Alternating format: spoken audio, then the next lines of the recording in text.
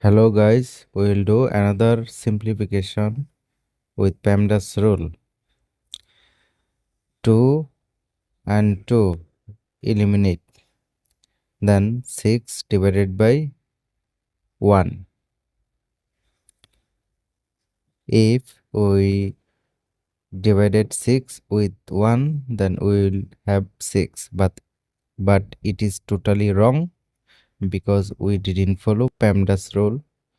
According to the PEMDAS rule, in this expression, we have to do first division because it came first.